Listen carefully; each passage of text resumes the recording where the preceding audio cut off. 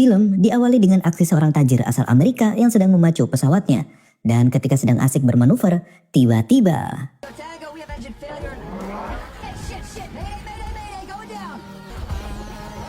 kecelakaan tadi ternyata sengaja dilakukan oleh orang tersebut. Ia ingin semua orang tahu kalau dirinya telah tiada sebab ada sebuah rencana besar yang ingin dilakukan. Dengan identitasnya yang secara resmi tercatat telah mati, maka kini ia pun bebas untuk melakukan apapun. A world of whispers, invisible except to other ghosts. But with loneliness comes freedom. Pria ini berinisial Wan, dan 6 bulan setelah kematiannya, ia berhasil mengumpulkan 6 orang lainnya, dan mereka semua tentu sudah tercatat sebagai orang yang meninggal dunia. Meski berasal dari latar belakang yang berbeda, mereka semua punya tujuan yang sama, yakni meruntuhkan sebuah rezim dari pemerintahan diktator. And into that box we place all the horrors of the world. Some of us spend too much time inside the box. We've lost our ability to pretend. Sebagai rencana awal untuk meruntuhkan rezim, mereka pun mendatangi seorang pengacara sekaligus bos mafia yang sering melindungi sang diktator. Tujuannya adalah mereka ingin menggali informasi soal keberadaan 4 jenderal yang merupakan tangan kanan dari sang diktator. Namun, karena pengacara ini tak mau memberikan informasi, akhirnya inilah yang Wan dan tim lainnya lakukan. Aksi tadi segera terbongkar oleh para anggota mafia, hingga Wan dan timnya langsung dikejar oleh puluhan orang. Untung saja, anggota Wan masing-masing punya keahlian khusus yang berguna untuk mendukung misi utama mereka. Seperti anggota nomor 6 atau Six yang sangat ahli dalam mengemudikan mobil.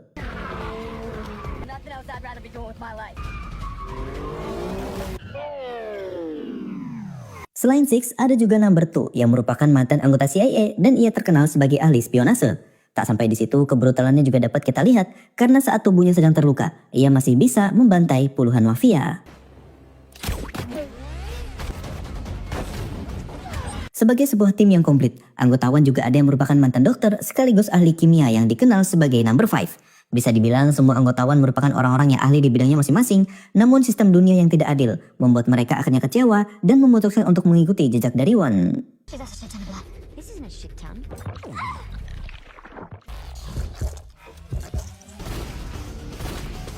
Melihat rekan-rekannya sedang kesulitan, number 4 yang merupakan ahli parkour sekaligus mantan pencuri dan number 3 yang merupakan mantan hitman memutuskan untuk turun membantu.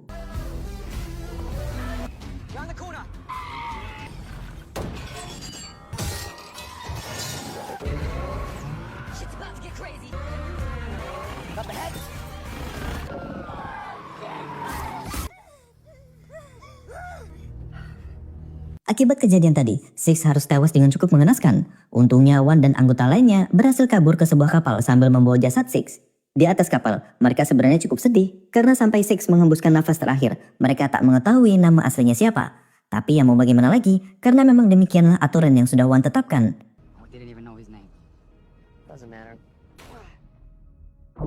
Dari sini, scene pun berpindah dengan memperlihatkan seorang sniper bernama Amin yang sedang bertugas di Afghanistan.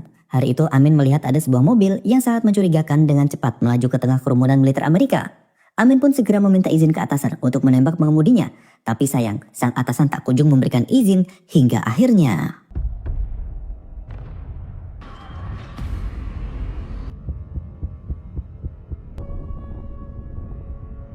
Akibat kejadian tadi, puluhan rekan Amin harus tewas dengan cara mengenaskan, sementara Amin sendiri harus hidup di bawah keterpurukan. Penyesalan yang hebat sangat ia rasakan karena akibat terlalu nurut ke atasan, rekan-rekannya sampai harus kehilangan nyawa. Singkat cerita, ketika Amin sedang hopeless akan kehidupannya, disitulah Wan datang untuk menghampirinya. Sebagaimana yang kita tahu, anggota tim Wan saat ini sedang kekurangan orang dan Amin adalah calon anggota baru. Namun untuk bergabung, ada satu syarat yang harus ia lakukan, yakni memalsukan kematiannya. Saat hari pemakamannya, Amin hadir di sana agar bisa melihat kerabat dekat dan rekan-rekannya untuk terakhir kali. Sebab mulai hari ini, ia secara resmi bergabung ke dalam anggota Wan dan dikenal sebagai number 7.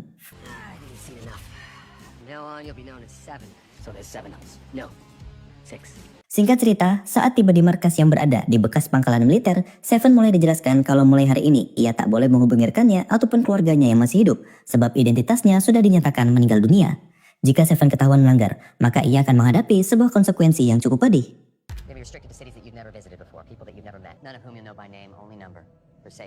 Beberapa waktu kemudian, semua tim berkumpul di restoran untuk melaksanakan misi selanjutnya.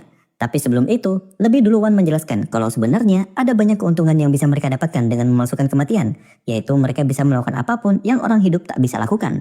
Dan itulah yang Wan sebut sebagai kebebasan. Best thing about being dead is the freedom. Sebagai alta baru, Seven pun mulai dijelaskan oleh Wan kalau misi mereka adalah mengkudeta seorang diktator yang memimpin negara Turkistan bernama Rofak. Rencananya setelah kudeta selesai, mereka akan mengangkat adik Rofak yang bernama Murad karena ia memiliki pandangan yang sangat berseberangan dengan kakaknya. Murad dikenal sebagai pecinta demokrasi dan akibat hal ini ia pun dikurung di suatu tempat yang sangat rahasia. Dan yang mengetahui posisi persisnya hanyalah 4 jenderal kepercayaan Rofak. Quattro cunts. Very bad guys. That's the piece of shit dictator. Right there at the top. We're gonna hit the 4 generals. They're gonna lead us to the brother. Well, that's pretty simple, huh? Sekarang, sebelum kita membahas aksi mereka selanjutnya, lebih dulu kita flashback ke masa lalu Wan hingga ia memutuskan untuk melakukan kudeta kepada Rofak. Sejak kecil, Wan dikenal sebagai sosok yang sangat jenius. Bahkan sejak usianya masih 10 tahun, Wan sudah memiliki hak paten karena berhasil menemukan sebuah terobosan dalam dunia teknologi. Yang mana terobosan tersebut digunakan oleh semua peralatan elektronik di dunia saat ini. Which I completely dominated, by the way. I figured out how to take big stuff like this. This is pure shit. Into this. Priuses, Teslas, all use my ingenuity. Sebagaimana seorang triliuner pada umumnya, Wan memiliki lembaga amal yang membantu masyarakat miskin, terdampak bencana, korban perang, dan sebagainya. Nah hebatnya, sekalipun dirinya seorang triliuner, Wan masih tetap mau untuk turun langsung ke lapangan membantu orang-orang yang tidak mampu, termasuk masyarakat Turkistan yang berada di perbatasan. Suatu hari, saat Wan berkunjung ke sana, tiba-tiba masyarakat diserang oleh militer menggunakan pesawat tempur dan senjata biologi. Ratusan orang harus tewas dengan sia-sia hanya karena pemerintah yang berkuasa mengecap mereka sebagai pembelot.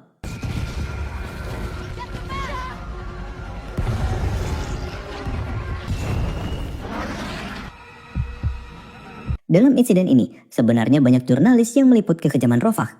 Tapi anehnya tak satupun dari media internasional yang menayangkan informasi ini. Singkat cerita, 6 bulan kemudian, dalam sebuah acara opera di Prancis, Wan yang masih terbayang akan kejadian mengerikan itu tak sengaja bertemu dengan Rofak. Setelah pertunjukan selesai, Wan kembali tak sengaja berpas-pasan dengan Rofak saat sedang memesan minuman di meja bar. Nah, di kesempatan ini, Wan lalu menyindir kekejaman Rofak dalam memimpin negaranya. Tapi bukannya introspeksi, Rofak malah menjawab Wan dengan kata-kata seperti ini.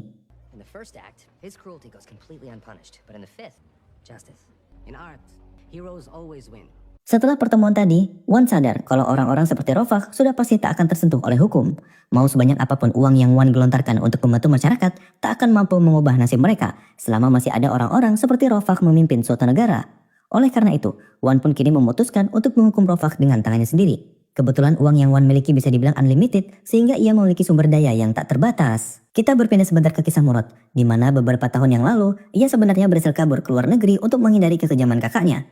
Tapi sayang, beberapa hari kemudian, ia juga sudah berhasil ditangkap oleh agensi CIA yang saat itu dipimpin oleh si nomor 2. Nah, yang nomor 2 tidak ketahui adalah, operasi yang ia lakukan ternyata merupakan permintaan langsung dari Rofak yang sudah membuat deal-dealan besar dengan para petinggi Amerika hingga akhirnya Murad pun dikembalikan ke Turkistan. Akibat hal ini, nomor 2 sangat menyesali perbuatannya dan sekarang tujuannya bergabung dengan Wan adalah untuk menebus dosa-dosanya di masa lalu. I've come to deliver you to your brother. You don't know my brother. Kembali ke masa sekarang, di mana sebelum mereka mengkudeta Rofak, lebih dulu mereka harus menyiapkan penggantinya yakni Murad. Nah, berbekal ponsel milik pengacara yang ada di awal film, mereka pun akhirnya mengetahui jika keempat jenderal kepercayaan Rofak akan berangkat ke Las Vegas untuk menemui seorang pedagang senjata ilegal. Tanpa membuang waktu lagi, Wan dan juga anggota tim lainnya segera ke sana dengan berbagai penyamaran. Dari jauh, Wan berhasil menguping pembicaraan para jenderal lewat alat rekaman yang sebelumnya berhasil ia pasang. Dari percakapan itu, Wan akhirnya tahu kalau para jenderal membeli senjata biologis dalam jumlah banyak untuk menindas para pemberontak di Turkistan. Dan setelah kesepakatan selesai, barulah keempat jenderal menikmati indahnya kota Las Vegas. Ada yang bermabuk-mabukan dan ada juga yang menyewa wanita hiburan. Nah, di momen inilah Wan menugaskan orang yang tepat, yakni nomor 2 dan nomor 3 untuk melakukan pembantaian.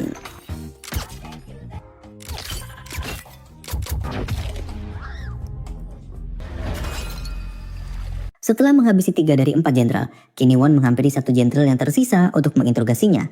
Tak sulit bagi Wan untuk membuat jenderal ini berbicara, hingga akhirnya ia mendapatkan informasi yang ia mau, yakni di manakah posisi Murad saat ini berada. Where are you keeping Robok's brother? Nikai Tower Hong Kong Penthouse.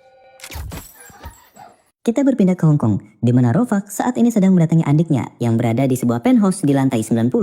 Kedatangannya hanya ingin memastikan kalau adiknya itu tak memiliki hubungan dengan kematian keempat jenderal. Bisa dibilang, sampai sekarang pemimpin diktator ini masih penasaran dengan pelaku yang berani membunuh jenderal kesayangannya. My generals, the four horsemen were just executed. Do you know anything about that?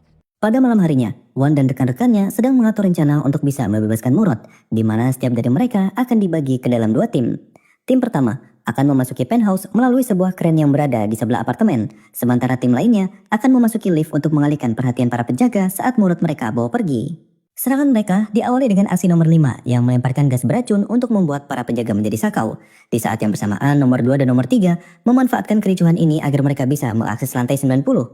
Di lain sisi, Ford sendiri sudah berhasil mencapai penthouse, namun aksinya harus terhalang oleh para penjaga yang merasa curiga dengan posisi kren yang menjulur ke arah kolam renang. Laughter is life. One, laughing gas is working. Underwater, 30 seconds. Saat berada di lift, nomor 2 mengalami kendala karena ternyata nomor 3 menghirup gas beracun dari nomor 5 karena masker yang ia pakai rupanya mengalami malfungsi. Akibatnya, nomor 3 malah ikut-ikutan sakau dan nomor 2 pun terpaksa melakukan aksinya seorang diri. Di samping itu, nomor 4 akhirnya berhasil menjalankan tugasnya dan ketika bom pengalih perhatian sudah berhasil dipasang, disitulah nomor 2 langsung beraksi.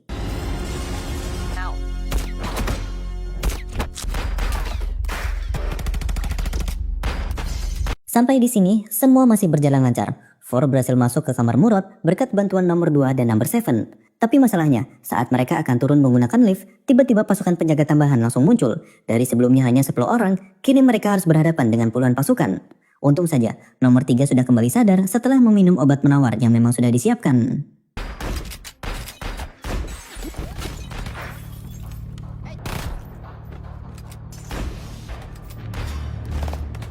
Di luar gedung, para aparat mulai berdatangan dan suara tembakan tadi segera menjadi berita nasional. Dan hal ini justru memperburuk situasi hingga akhirnya Murad tak bisa dibawa kabur menggunakan lift.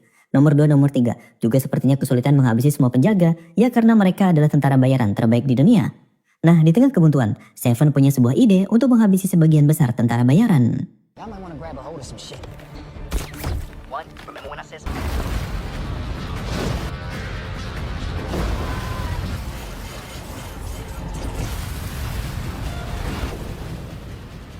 Wan segera datang untuk menolong timnya. Menggunakan sebuah tali, ia bersama Murad dan nomor 3 segera menyeberang ke gedung sebelah.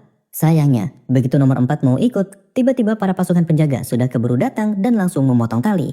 Wan yang mengetahui hal ini segera mengingatkan nomor 4 tentang aturan main dalam tim ini. Di mana jika dalam menjalankan misi, ada anggota yang tertinggal, maka yang lain tak perlu menunggu untuk pergi, dan yang tertinggal harus mencari solusinya sendiri. Peraturan ini berlaku secara equal bagi semua tim termasuk Wan.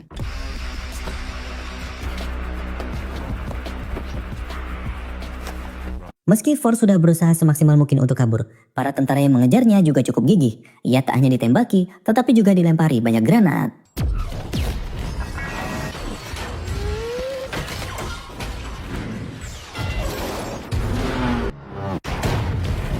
Mendengar suara Ford yang kesulitan, membuat Seven tak tega untuk meninggalkan rekan setimnya. Bisa dibilang Seven tidak ingin masa lalunya sewaktu di Afghanistan kembali terulang. Awalnya, Wan menolak keras apa yang Seven usulkan, hingga akhirnya ia pun diberikan waktu sebentar untuk menolong Ford. I'm not doing this again. We're all we got.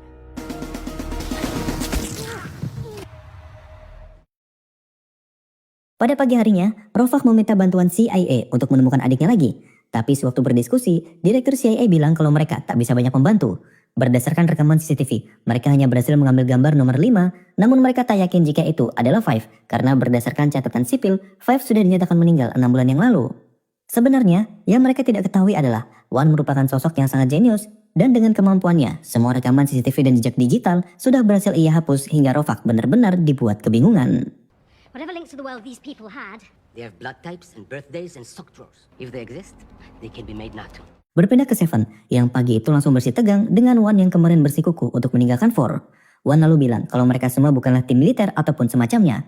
Mereka hanyalah orang asing yang memiliki tujuan yang sama. Oleh karena itu, semua orang di dalam tim ini hanya menggunakan inisial angka sebagai nama, alih-alih menggunakan nama pribadi. Mendengar hal itu, Seven masih tidak terima dan bahkan ia mempengaruhi anggota lain untuk mengungkap nama asli mereka. What's your name, man? Don't tell him. I'm Blaine. I just saved your life. I'm Javier. Kenny, It's Billy. Billy. It's nice to meet everyone. It's great. Singkat cerita, Wan dan tim lainnya kini sudah tiba di Turkistan. Untuk melaksanakan kudeta, mereka mulai mempersiapkan semua hal yang mendukung kesuksesan misi. Meski demikian, kunci dari kudeta mereka ada di Murad, di mana rencananya Murad akan dibawa ke stasiun TV nasional untuk berpidato membangkitkan semangat revolusioner. You got the biggest job of all, buddy. They will catch all of us. Can I ask you something? You gave me fucking goosebumps. Pada keesokan harinya, Wan dan juga Seven pergi ke pusat pembangkit listrik nasional dan menawarkan sebuah teknologi baru yang mendukung sistem digital. Singkatnya, para pemimpin di sana setuju untuk melakukan uji coba yang padahal semua itu hanyalah kedok dari Wan untuk meretas semua sistem di sana. Nantinya, saat hari H misi kudeta, semua listrik akan langsung dipadamkan. Dan sesuai protokol, jika listrik padam maka Murad akan diungsikan ke kapal pesiar mewah yang sudah standby di dekat istana. Nah, di waktu inilah, Wan dan anggota lainnya rencananya akan langsung menghabisi sang diktator. I'm gonna leave this world the same way that I came into it. You got a soul, man. You should let it out.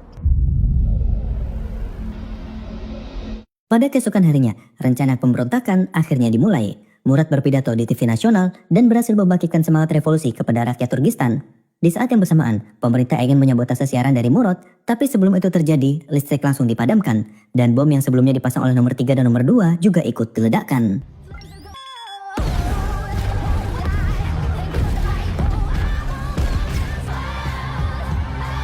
Rise up and let's take our country back. Bangkitnya semangat revolusi dan ledakan di kota, serta padamnya listrik, membuat Rovak langsung diamankan ke kapal pesiar miliknya. Di saat yang sama, nomor 3 juga sudah diminta untuk mengikuti rangkaian konvoi kendaraan Rovak. Sepanjang perjalanan, nomor 3 tak henti-hentinya mengelus dada melihat sang diktator dengan tega menabrak warganya sendiri, dan bahkan menggunakan jet tempur untuk membuka jalan.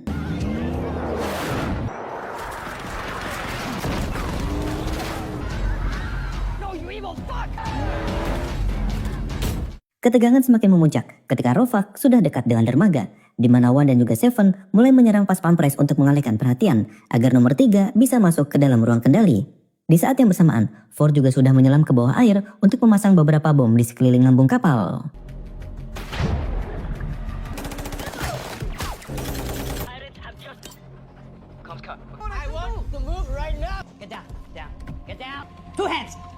Aksi kekisruhan ini ingin segera ditetapkan sebagai darurat militer. Namun sebelum itu terjadi, Murad sudah lebih dulu tiba di istana untuk melobi para jenderal agar mau bergabung ke dalam pemberontakan. Tell the military to back away from that boat. We will bring peace to our beloved country. Singkat cerita, semua anggota Wan akhirnya berhasil masuk ke dalam kapal. Dan sebagai orang yang punya perhitungan matang, Wan sudah menyiapkan sebuah teknologi yang akan menjadikan kapal tersebut sebagai medan magnet dan pengendaliannya bisa dilakukan lewat handphone. Menurutnya, musuh tidak akan mengira kalau hal semacam ini akan terjadi sehingga Wan dan rekan-rekannya kini menggunakan senjata khusus yang terbuat dari sampah daur ulang.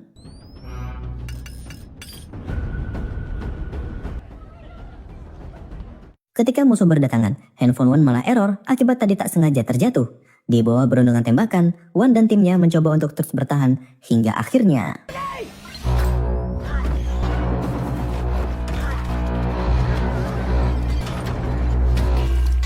Teknologi yang Wan ciptakan benar-benar top tier.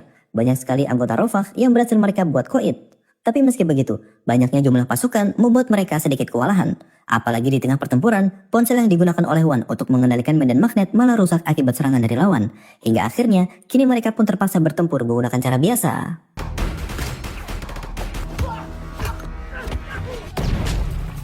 We should split up. Melihat situasi semakin tidak kondusif, membuat Rovak cepat-cepat diungsikan keluar kapal, sementara Wan dan anggotanya terus berkelahi melawan para tentara. Terlihat Wan yang harus berhadapan dengan salah satu bodyguard Rovak yang terkenal cukup brutal, hingga akhirnya sang bodyguard tak sengaja menekan sebuah tombol di handphone milik Wan, yang membuat bom yang tadi Ford pasang di sekeliling kapal langsung meledak.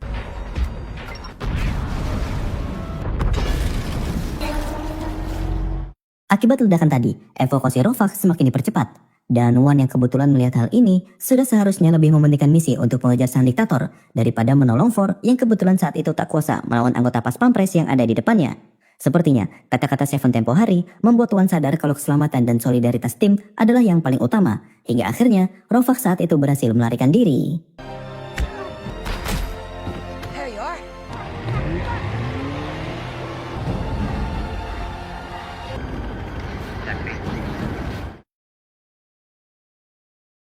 Beberapa jam kemudian, terlihat Rovak yang dijemput menggunakan helikopter oleh pasukan militer.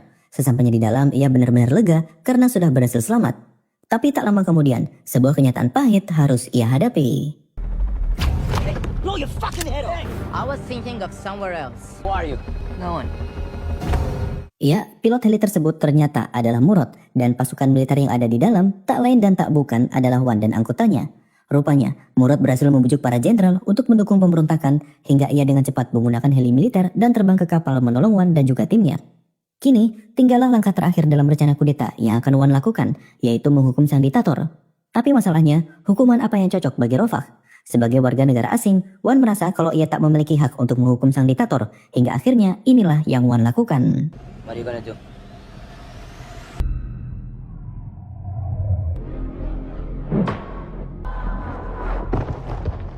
Rofah sengaja dijatuhkan dari heli ke tengah masa yang sudah muak akan kepemimpinannya. Bagi Wan, hanya rakyat Turkistan lah yang berhak menentukan hukuman apa yang pantas bagi Rofah.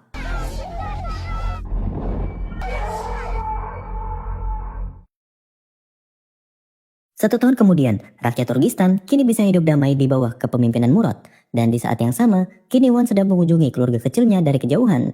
Inilah alasan utama mengapa Wan memasukkan kematiannya sejak awal. Pengalamannya dalam dunia tatanan global membuatnya sadar jika ingin mengalahkan orang yang sangat jahat, maka jangan sampai orang yang dicintai akan terkena dampaknya. Tamat, film pun akhirnya